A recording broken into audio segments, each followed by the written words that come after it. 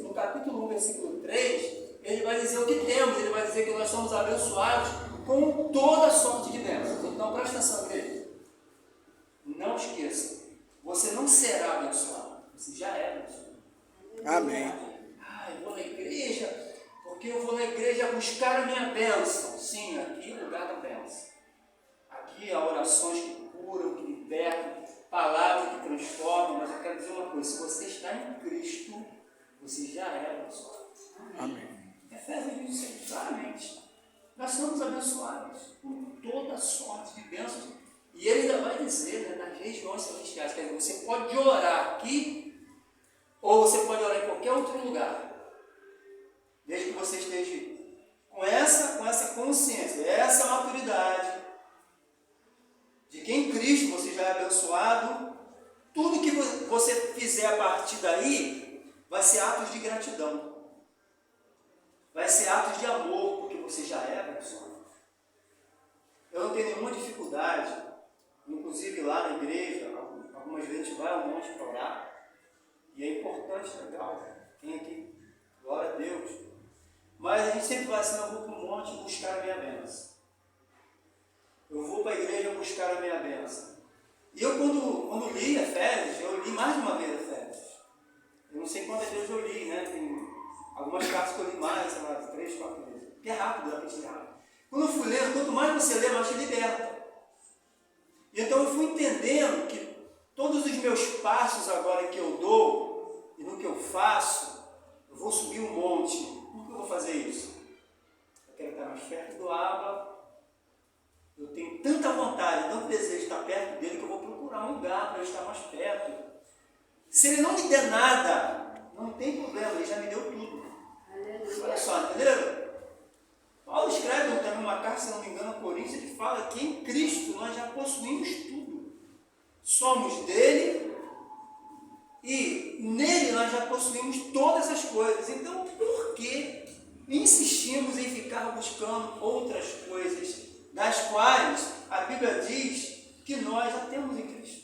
Deveríamos ficar mais tranquilos, nosso coração mais em paz. Vamos passar por problemas, doenças. Outro dia, uma pessoa na nossa igreja, nós temos 3 pessoas na nossa igreja passando por problema de câncer. É verdade. Tem uma mãe agora que está no hospital com o filho, não é câncer, mas também com a gravidade alta. Nós, igreja, passamos por esse problema, nós oramos por esses irmãos. E a última agora me ligou, pastor, diagnóstico câncer. E uma pessoa também de Deus, né? Começou ali, aí falei, vamos orar. Aí eu fiquei pensando, o que eu digo para essa irmã? Eu lembrei a palavra de Deus, né? Que está no livro de Isaías, que diz que ele levou sobre si as nossas enfermidades. Aí imediatamente eu liguei assim, falei, eu quero dizer uma coisa para a irmã. Antes do diagnóstico da doença, você já tem o diagnóstico da cura. É mesmo, pastor? Aonde está Isaías? Jesus falou, eu levei sobre mim as suas dores, as suas enfermidades. A questão nossa é que nós achamos que a cura virá do nosso jeito. Né? A gente acha que a cura virá, não tem que ser da maneira como eu imaginei. Não. A cura é certa, o cristão já é curado. Glória a Deus. Vamos ficar doentes, vamos ter problemas, vamos ter dificuldades, mas em Cristo nós já temos a nossa provisão. Quando Moisés estava no deserto e eles começaram a reclamar, e a Bíblia diz que desde o primeiro momento que o povo atravessou o Mar Vermelho, do outro lado começou o pão cair do céu, né? O pão caía do céu, o maná. E eles, todos os dias, exceto o sábado, iam e pegavam o pão, cada um para si, para sua família. E aquele pão não poderia ficar para o outro dia, tinha que ser consumido no mesmo dia. Mas tinha uns que se achavam espertinhos, que pensavam, vai que Deus esquece, né? Aí pegava mais do que era necessário. Chegava no outro dia, como é que estava o maná? Podre. Por que apodrecia? Porque aqueles não confiavam na provisão de Deus. Então nós andamos, não pela vista, mas andamos por fé. Crendo já que em Deus todas negligenciadas, né? Deus não foi pego de surpresa quando a irmã foi diagnosticada com uma doença. Deus não foi pego de surpresa quando você ficou desempregado, ele já sabia. Então ele já tem uma provisão. Está dizendo aqui, é isso que ele pode nos lembrar. Lembre-se que vocês são abençoados com toda a sorte de bênção. A outra coisa que ele vai dizer também, vai nos lembrar no mesmo capítulo, é o versículo 4 e também o versículo 13. Ele vai nos lembrar a quem pertencemos. Quer dizer, olha só, você precisa saber o que você tem, todas as bênçãos espirituais, mas também lembrar a quem você pertence. Você é membro aqui da Ceifa, eu sou lá da Igreja Batista, talvez aqui haja alguém que seja de uma outra denominação, beleza. Mas eu quero dizer para você que você não pertence a essa denominação, você pertence a Cristo. Eu pertenço a Cristo. Eu não sou propriedade de uma convenção, eu não sou propriedade de uma nomenclatura. Eu pertenço a Cristo. E nós, como igreja, independentemente, né, da nossa denominação, mas nós formamos o corpo, como o pastor falou aqui. Nós somos o corpo de Cristo. E dentro do corpo, cada um tem uma função. Aí sim, dentro das funções, nós vamos realizar coisas das quais o Senhor nos chamou para fazer, como Ceifa, como Batista, como Assembleia, como qualquer outra denominação, desde que nós lembremos que pertencemos a Cristo. Não estamos aqui para disputar, para brigar, para concorrer, nada disso. Estamos aqui para trabalhar em unidade, né? Para fazer algo de Cristo, para propagar o seu reino aqui nesse lugar, e Deus vai usar de multiforme. Por quê? Nós pertencemos a Ele. Gente, olha só que coisa. Isso é extraordinário demais. Às vezes eu estou em casa, pastor, eu fico pensando, gente, eu pertenço a Cristo. Lá no livro de Pedro, né? Perdão, a carta de Pedro, a epístola de Pedro, ele vai dizer, nós somos geração eleita, nós somos sacerdotes, nós somos propriedade exclusiva de Deus. E eu vou dizer uma coisa para você, eu fico preocupado com um crente que acha que o diabo tem autoridade para tocar. Bem, peraí, gente, peraí. Alguém entra na sua propriedade sem você deixar? Só se for ladrão. Mas aí o que você faz geralmente? Para evitar isso? Bota muro, bota um cachorro bravo, bota uma cerca elétrica, você dá um jeito, bota câmera, para você quer inibir a entrada de um inimigo lá, né? Se é uma pessoa qualquer, ela tem que tocar a campainha, bater, porque a propriedade é sua. Só entra com a sua autorização. Então deixa eu dizer uma coisa. Se algum crente diz assim com o diabo, ou duas coisas aconteceram, ou você não é crente de verdade, ou você autorizou. Você deu alguma liberdade. Porque a Bíblia diz que você é propriedade de Deus. Agora tu pensa, tu acha que se alguém invade a sua, você acha que alguém vai invadir a de Deus? Alguém vai invadir a propriedade de Deus? A Bíblia diz o quê? Que o anjo do Senhor acampa-se ao redor do que os teme e os guarda. Ao redor.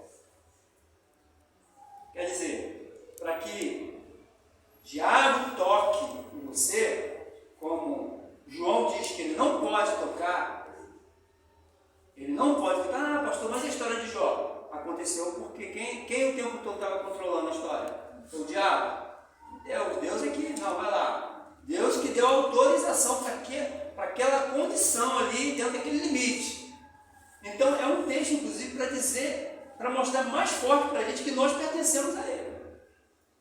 E que o que acontece conosco nessa vida é permissão de Deus.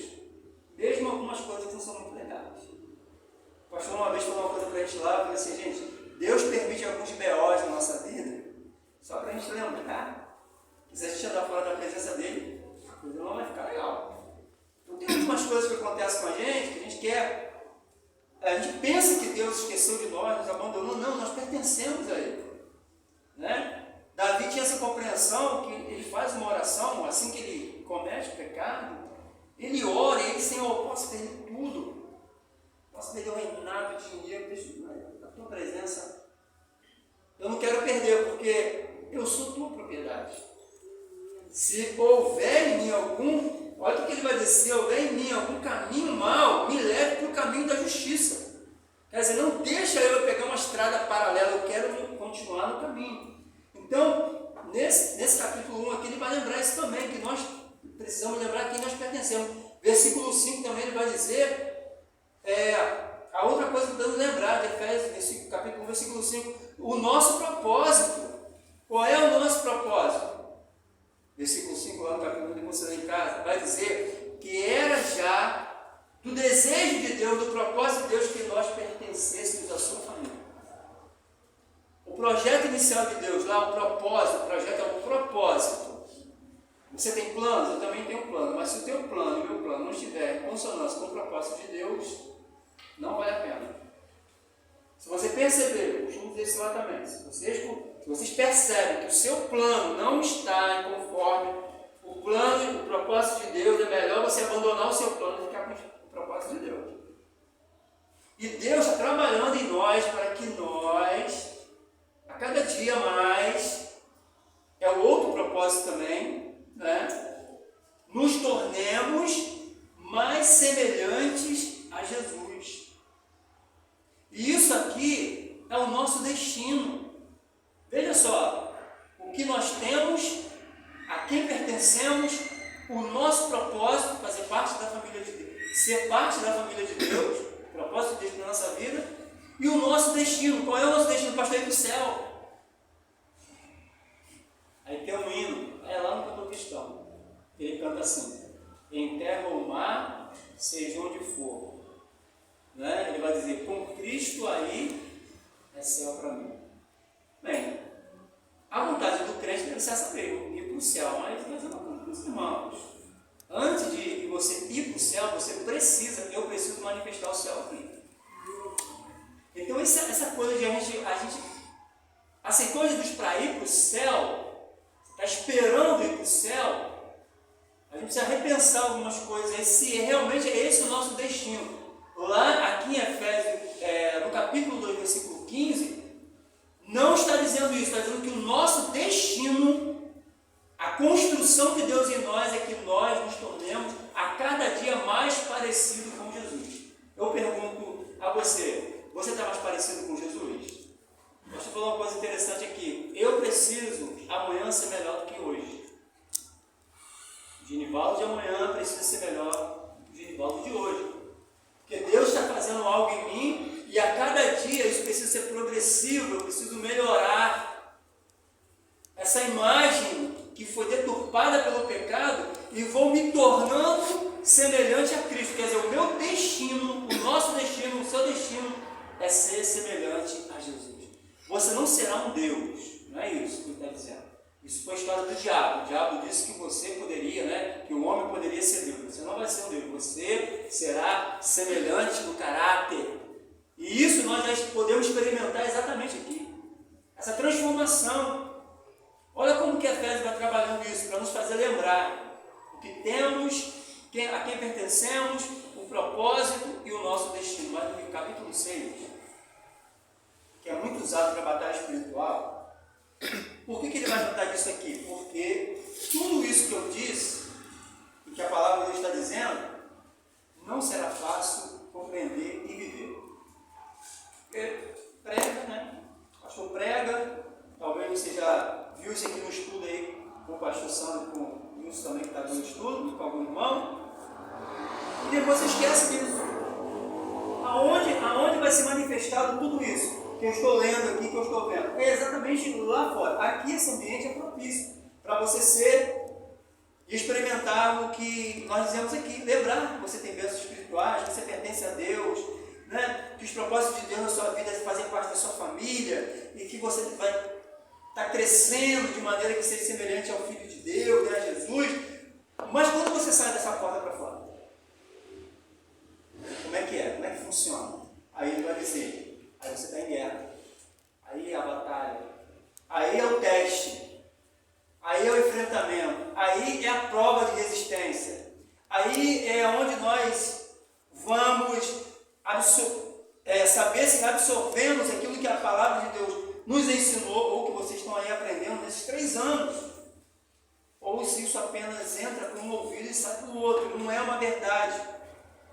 E ele vai começar a dizer o seguinte: fortalecei-vos. Como que eu consigo manter a mente, o meu coração nessas verdades que a carta toda já está me dizendo? Ele vai dizer: fortalecei-vos.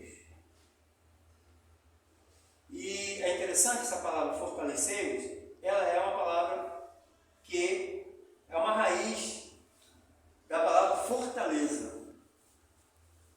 Davi era um camarada que conhecia muito sobre fortaleza. No Salmo 61, versículo 3, ele vai dizer isso: o Senhor é o meu refúgio e o meu rochedo, nele eu confio. Davi ele fala isso no contexto de fuga, ele está no momento em que Saul está perseguindo ele. E ele está no deserto. E os lugares, qual é o lugar do deserto onde eu posso me esconder? Já que é um lugar ermo, não tem mata, não tem lugar onde eu possa me abrigar. Então ele vai para as cavernas, ele vai para trás das rochas. E quando ele está nessa experiência difícil da vida dele, no deserto, fugindo de um inimigo, de alguém que se tornou seu inimigo, ele vai olhar para essa circunstância, ao invés de ele reclamar, ele vai dizer: não são essas rochas que me guardam, não é essa caverna que está me protegendo, mas é o Senhor. Sabe, às vezes a gente acha na nossa vida que o que está nos protegendo é o nosso salário, é o nosso emprego, é a nossa saúde. A gente acha que quem está nos favorecendo é algum homem, né? Alguém que tem algum tipo de poder. Não, esquece isso. Esses lugares são facilmente demovíveis.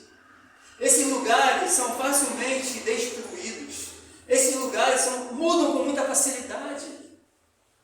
Mas a palavra de Deus diz que o nosso Deus é imutável, o mesmo ontem, hoje e eternamente. Nele você pode confiar.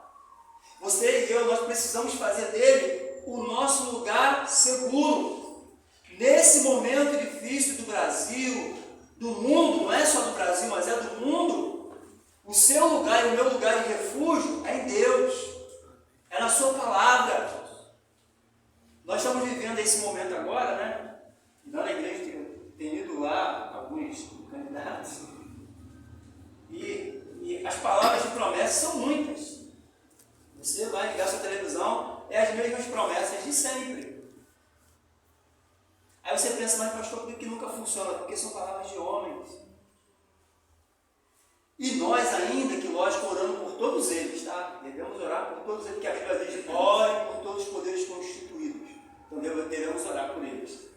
Mas a nossa confiança, a nossa esperança está no Senhor. Aleluia. Na sua palavra, na sua promessa. E ele vai dizer isso aqui: fortalecei-vos no Senhor. Ele disse: fortalecei-vos nessa condição, fortalecei-vos nesse poder velho, não, fortalecei-vos no Senhor e na força do seu poder. E é interessante, né? Porque às vezes nós estamos nos sentindo tão protegidos e de repente a gente descobre que estamos vulneráveis. As câmeras hoje essas câmeras, né, que ficam vigiando, né? Agora nós somos vigiados de tudo quanto é jeito. As casas têm câmera, as ruas têm câmeras. Então de vez em quando você abre um aplicativo lá que tem aqueles vídeos que mandam para você de um assalto, né, de um acidente.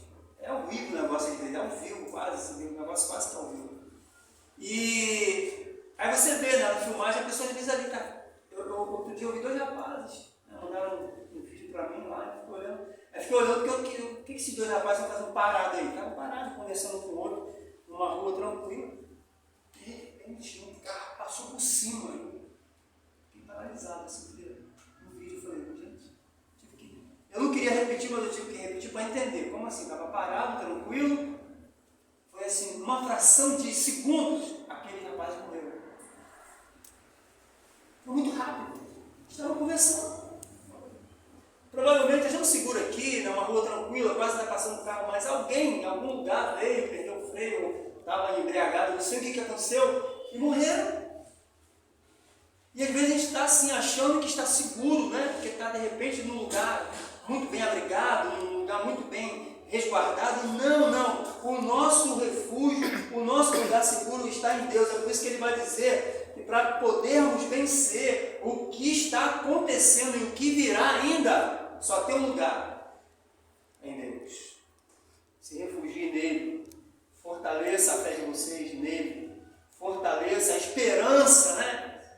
Aonde está a nossa esperança? Aonde está a nossa esperança? A minha esperança, como disse Lamentações, né? Jeremias falou em Lamentações, quando ele estava no contexto de cativeiro, quando ele viu que o povo estava passando por um momento difícil, aí ele para por alguns instantes e quero trazer à memória aquilo que me traz esperança. Aí ele vai dizer, o que traz esperança para ele? Ele vai dizer, bom é confiar no Senhor. Como é bom a gente estar em casa, estar desempregado. E eu sei que às vezes na enfermidade, alguma coisa vem, alguma crise bate, né? O mundo está confuso, as pessoas estão confusas. Né? Infelizmente, a instituição chamada igreja, não vou dizer igreja de Cristo não, porque essa, né, o Senhor está preparando ela, mas a instituição está confusa, mas nós, aonde nós estamos? Aonde está a nossa esperança? Nós estamos fortalecendo nosso coração aonde? Nas promessas de Deus. Por isso que eu disse aqui que a palavra de Deus vai nos apontar que no final tudo vai dar certo. E ele vai dizer também no versículo 11, além de fortalecer o Senhor e na força do seu poder, ele vai dizer, vistam-se desta armadura, vista da armadura, revestidos de toda a armadura de Deus, para que possais estar firme contra as astúcias ciladas do diabo. Ele vai dizer para nós, aonde nós precisamos estar plantados, guardados, protegidos, onde deve estar a nossa confiança, a nossa esperança, onde deve estar?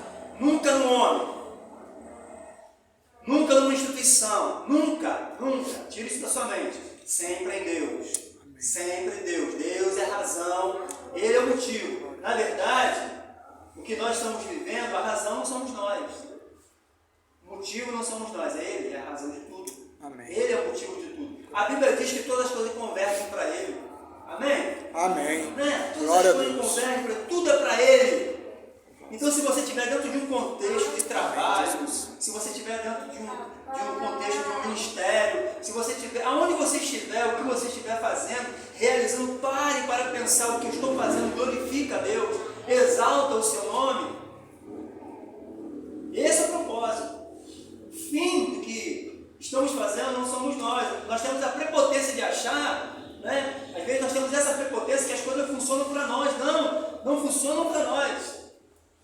A Bíblia diz, tudo converge para Ele, tudo por causa dEle. Glória Ele é a razão, Ele é o motivo.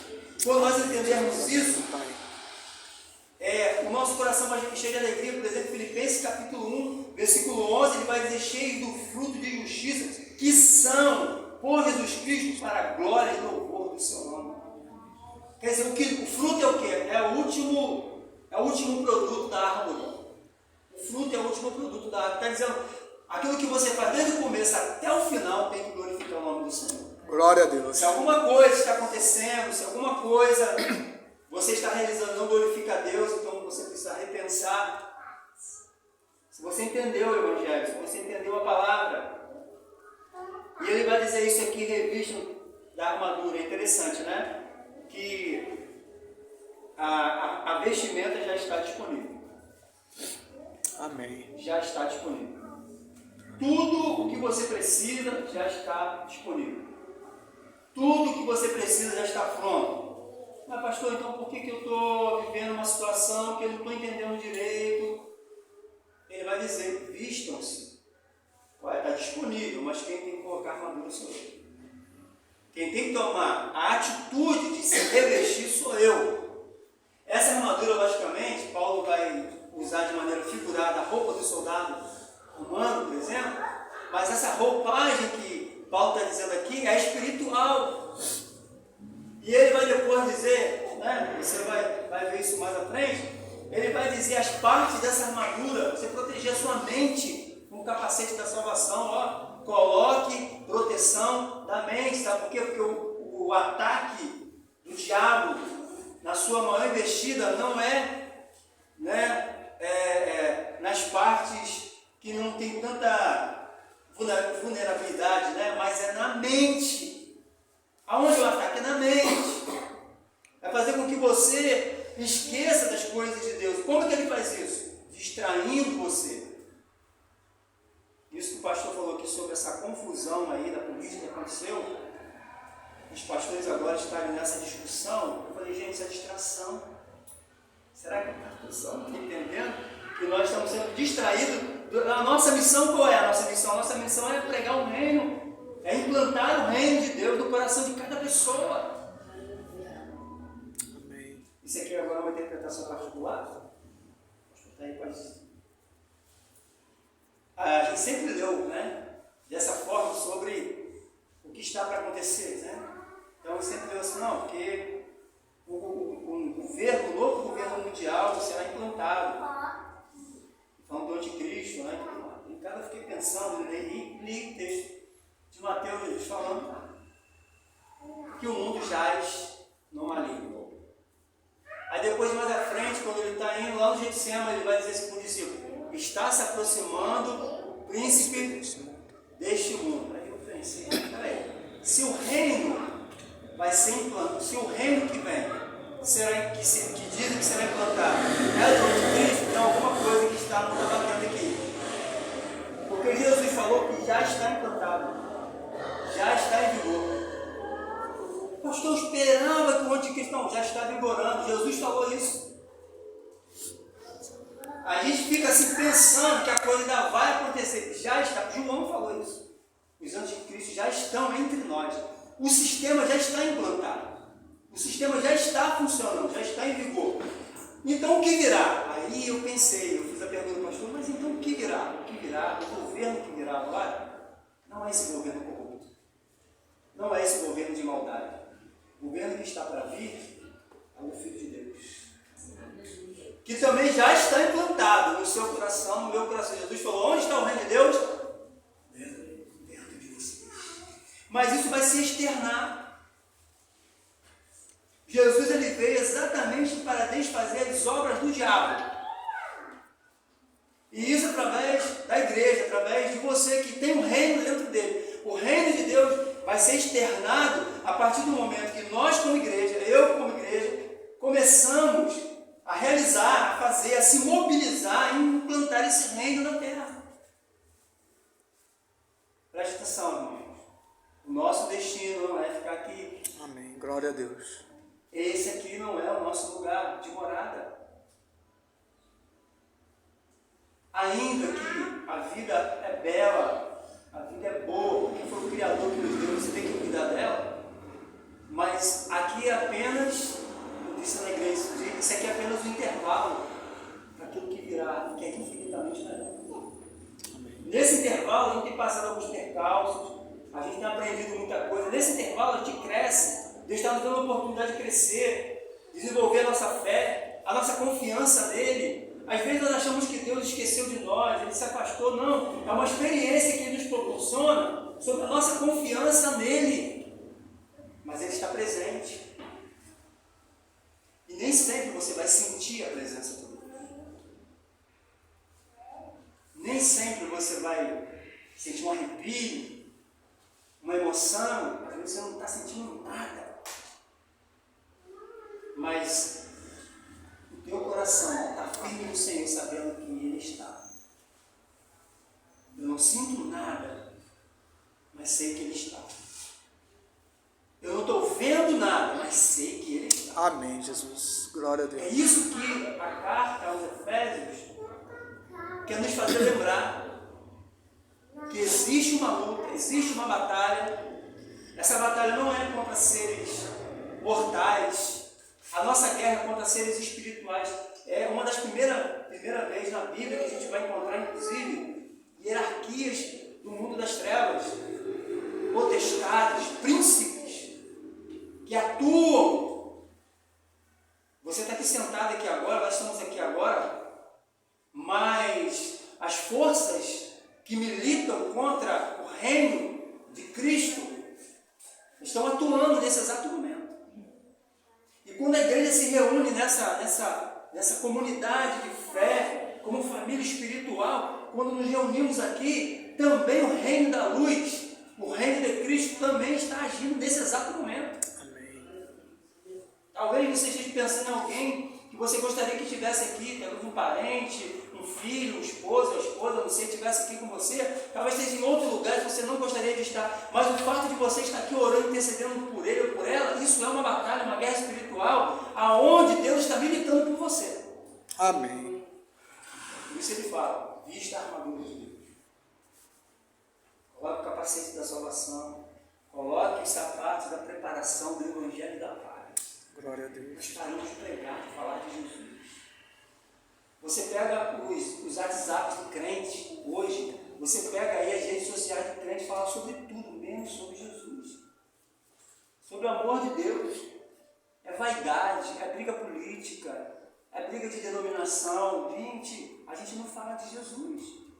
A gente não está aproveitando a ferramenta que provavelmente Paulo, se estivesse aqui agora, já teria pregado no mundo inteiro com a ferramenta que a gente tem. Com certeza. Aleluia. Mas às vezes a gente está pegando essa ferramenta e transformando ela, né, numa ferramenta destrutiva. Então aproveita a oportunidade que Deus está te dando, que está me dando de ser um instrumento dele para falar. Amém. Glória a Deus. As pessoas que passam de fora. E eu quero falar de terminar dizendo uma experiência negativa, depois positiva. Minha e da Bela. Eu vou dizer de mim também, não posso falar só dela, mas ela tem que falar dela. Uma experiência como seres humanos normais, a correria do dia a dia. Então quando a gente está na agitação, né, quando a gente está na correria, a gente não olha, não vê ninguém, a gente está preocupado com os nossos problemas.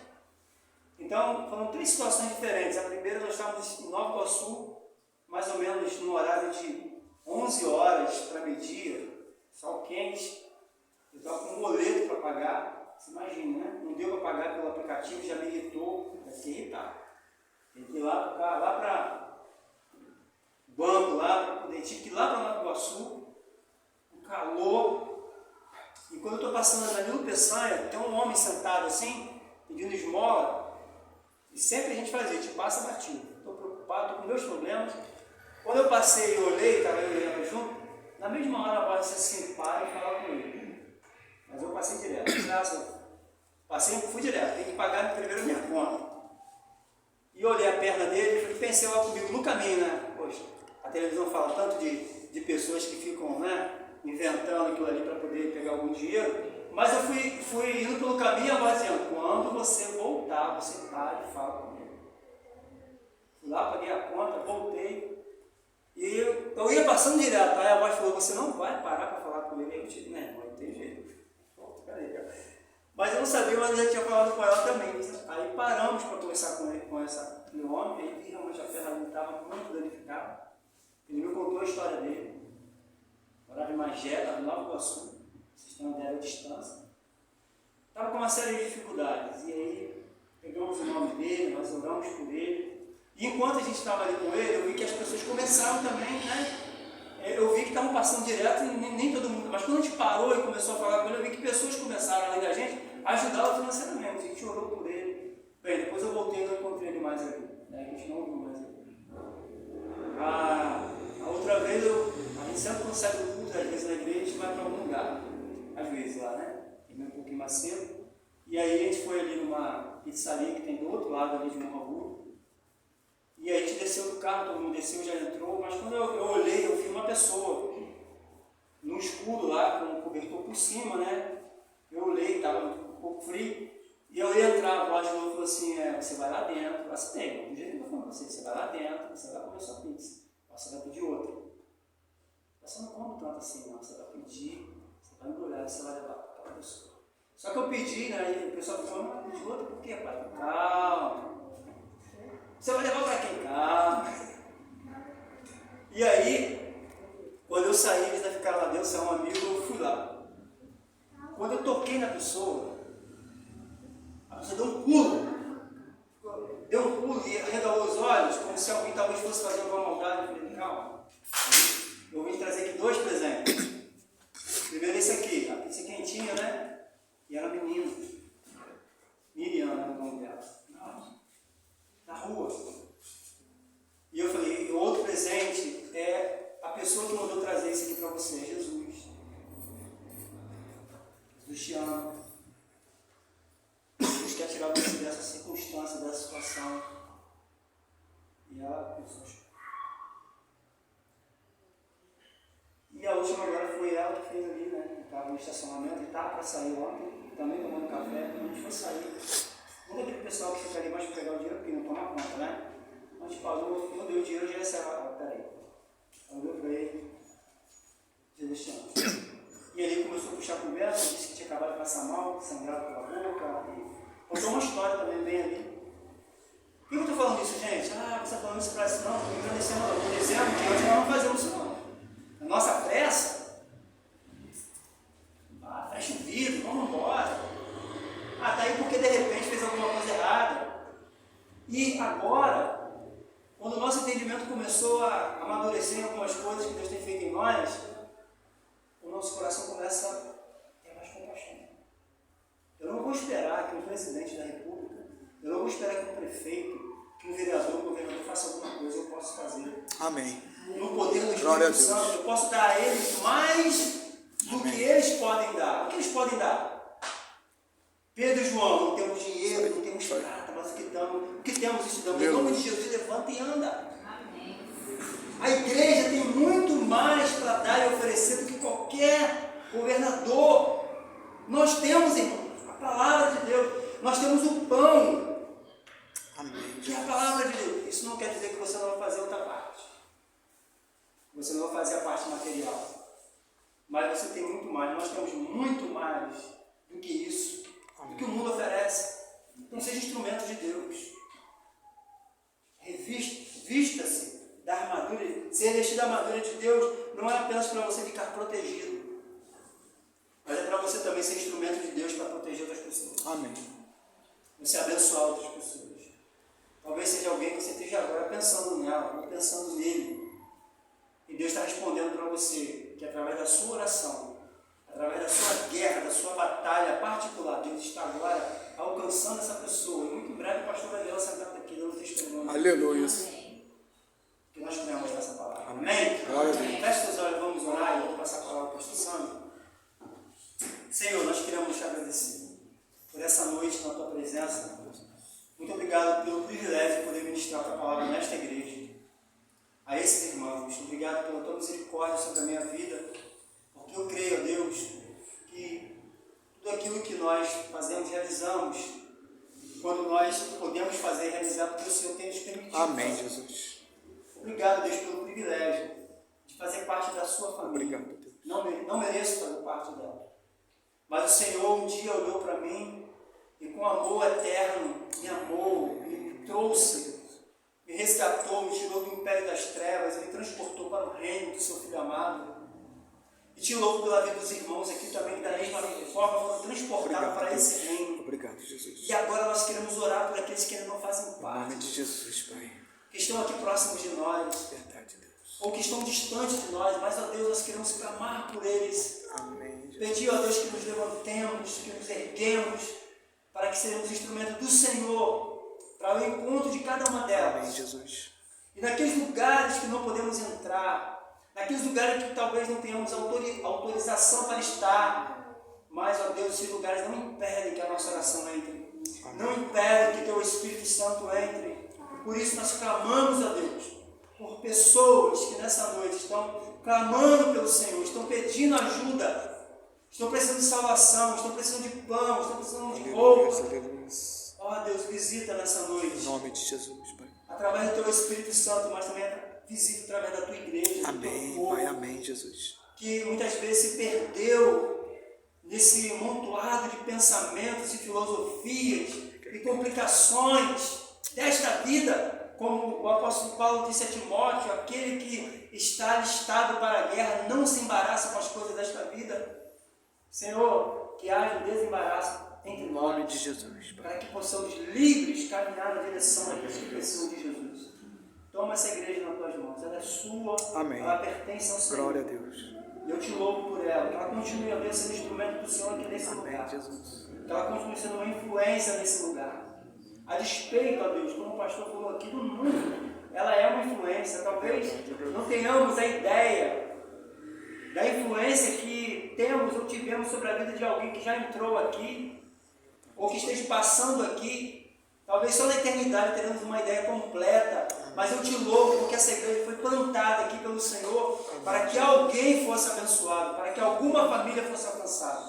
Fortalece a vida do pastor Sandro, dê saúde física, dê saúde emocional, saúde espiritual, com ele a liderança dessa igreja, em nome de Jesus. Nós profetizamos a Deus que essa igreja já está frutificando. Amém. Glória a Deus. Está multiplicando para a glória de Deus. Glória a Deus. Obrigado, Deus, por esse privilégio. Jesus, amém.